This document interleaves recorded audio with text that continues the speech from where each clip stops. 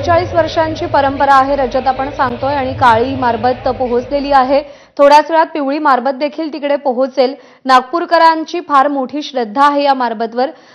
रजत, गेल्या 144 वर्षांचा इतिहास जर आपण या मारबत मिरवणुकीचा पाहिला तर कशा पद्धतीने त्याचं स्वरूप बदलत गेलं, कशा पद्धतीने या मिरवणुकांचं स्वरूप बदलत गेलं? नक्कीच जेव्हा समकालीन सामाजिक प्रश्नांशी या मिरवणुकींना किंवा या परंपरेला जोडण्यात आलेला आहे, तेव्हा जसे जसे समाजासमोरचे प्रश्न बदलत गेले तशा पद्धतीने या मिरवणुकीचाही स्वरूप बदलत गेला।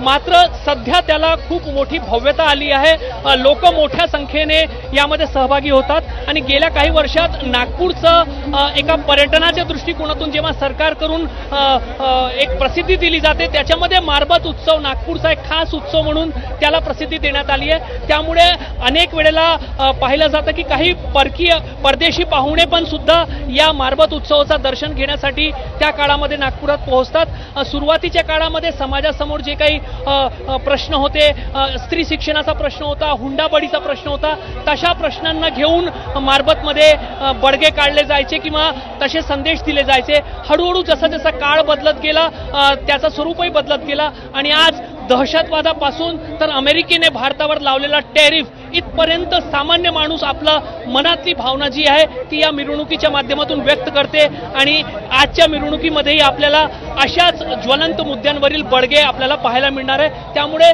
समाज जसा जसा पुढे जात आहे, समाजासमोरचे प्रश्न जसे जसे बदलत आहे तशाच स्वरूपामध्ये या मिरवणुकीचा स्वरूपही बदलत गेला आहे। रजत, आपण जागतिक प्रश्नांबद्दल किंवा राष्ट्रीय प्रश्नांबद्दल बोलतोय की ज्याचे बडगे निघालेत, मग दहशतवाद असेल किंवा टॅरिफ असेल, पण नागपूरकरांचा विचार केला तर त्यांच्या समोरच्या सध्याच्या समस्या काय आहेत, त्यांच्या समोरच्या सध्याच्या अडचणी काय आहेत ज्या मारबतने दूर कराव्यात असं त्यांना वाटतं? नक्कीच जेव्हा मिरवणूक हळूहळू रंगात येईल आणि बडगे एक एक करून समोर येऊ लागतील तेव्हा नागपूरच्या स्थानिक प्रश्नांवरचेही बडगे आपल्याला पाहायला मिळेल।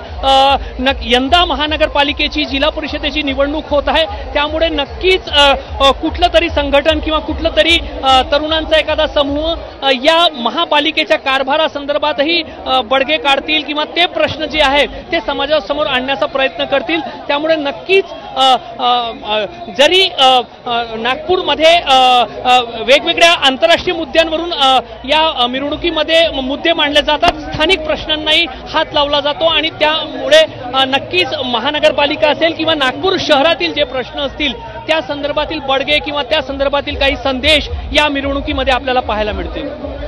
रजत, जेव्हा काळी आणि पिवळी मारबत समोरासमोर येते तेव्हा नेमकं काय होतं, तो सोहळा काय असतो?